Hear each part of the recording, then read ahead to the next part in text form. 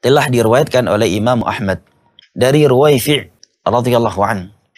Beliau mengatakan bahwa Rasulullah sallallahu alaihi wasallam pernah bersabda, "Ya Ruwaifi', wahai Ruwaifi', la'alla al-hayata satatulu bika fa akhbirin nas anna man aqada lihyatahu aw taqallada wataran aw istanja bi raji'i dabbatin aw 'azmin fa inna Muhammadan bari'un min." Wahai Ruwaifi', bisa jadi umurmu itu panjang, maka sampaikanlah kepada manusia bahwasanya barang siapa yang mengikat jenggotnya atau orang yang taqallada watara, yang menggunakan jimat, dari kata watar, anak panah yang disimpan oleh orang-orang jahiliyah, kemudian mereka menjadikannya sebagai jimat, mereka gantungkan di leher mereka, anak-anak mereka ataukah hewan-hewan mereka, agar hewan ternak mereka itu tidak terkena ain, yaitu jimat. Aw istanja bi raji'i dabatin aw 'azmin, atau orang yang bersuci cebok menggunakan kotoran hewan atau tulang, sesungguhnya Muhammad sallallahu alaihi wasallam berlepas diri darinya. Baik. Mari kita simak penjelasan hadis ini dari Asy-Syaikh Shalih Al-Fauzan hafizahullah taala. Kata beliau, al-ma'na al-ijmali lil hadis. Makna hadis di atas secara global adalah yukhbiru sallallahu alaihi wasallam anna hadha as-sahabi sayatulu umruhu hatta yudrika unasan yukhalifuna hadiyahu sallallahu alaihi wasallam. Nabi sallallahu alaihi wasallam memberitakan bahwa sahabat beliau ini Ruwaifi' akan panjang umurnya sehingga beliau mendapati manusia yang menyelisih petunjuk Nabi sallallahu alaihi wasallam dalam hal jenggot. Alladhi huwa tawfiruha wa ikramuha, yang semestinya jenggot itu dibiarkan tumbuh dan dimuliakan, ini mereka justru al-abath biha, bermain-main dengan jenggot mereka dengan cara yatashabbahuna fihi bil a'ajim au ahli taraf au mayyu'ah, menyerupai orang-orang ajam non Arab atau orang-orang yang sombong atau ingin menyerupai kaum wanita, sehingga mereka mengikat jenggot mereka.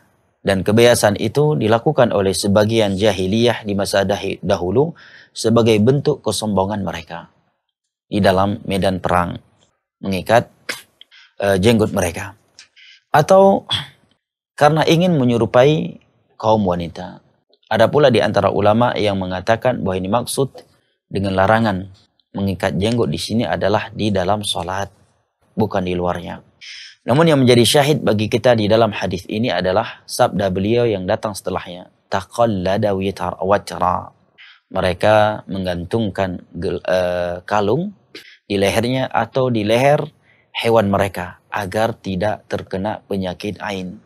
Ini adalah sesuatu yang merusakkan tauhid, telah menjadikannya sebagai sebab tercegah dari kejelekan, sedangkan Allah Jalla wa'ala tidak menjadikannya sebagai sebab. Maka Nabi SAW menyampaikan orang yang melakukan perbuatan tersebut, Nabi Muhammad SAW berlepas diri darinya. Ini menunjukkan, kata para ulama, bahwa perbuatan ini adalah perbuatan yang besar, merupakan dosa besar. Karena Nabi SAW menyebutkan diri beliau berlepas diri darinya. Para ulama di antaranya Al-Imam Az-Zahabi rahimahullah ta'ala di dalam kitabnya Al-Kabair menyebutkan bahwa di antara bukti atau indikasi bahwa suatu dosa itu adalah dosa besar, bukan dosa kecil dan bukan sekedar dosa biasa, adalah ada penyebutan bahwa Allah atau Nabi Muhammad SAW berlepas diri darinya. Di dalam hadis ini Nabi SAW menyampaikan bahwa diri beliau berlepas diri dari orang yang melakukan beberapa hal. Yang pertama, orang yang mengikat jenggotnya. Yang kedua adalah mereka yang menggunakan jimat dengan kalung ataukah dengan selain kalung pada leher mereka ataukah pada leher tunggangan mereka, walaupun tidak dia gunakan pada tubuhnya, tetapi dia menggunakannya pada leher anaknya, orang lain, ataukah bahkan kepada hewannya agar tidak terkena penyakit ain. Yang berikutnya adalah orang yang bersuci menggunakan kotoran hewan atau tulang, Maka Nabi SAW menyampaikan kepada Ruwaifi, kalau engkau mendapati orang-orang yang melakukan perbuatan tersebut, maka sampaikan kepadanya bahwa aku berlepas diri darinya. Dari 3 perbuatan di atas, maka ada satu yang paling besar dosanya. 2-nya adalah maksiat, dan yang satunya adalah kesyirikan. Syirik kecil, yaitu menggantungkan atau menggunakan kalung di leher sendiri, leher keluarga, anak, atau ke hewan, dengan niat, tujuan, dengan maksud agar tidak terserang penyakit, tidak terkena penyakit ain.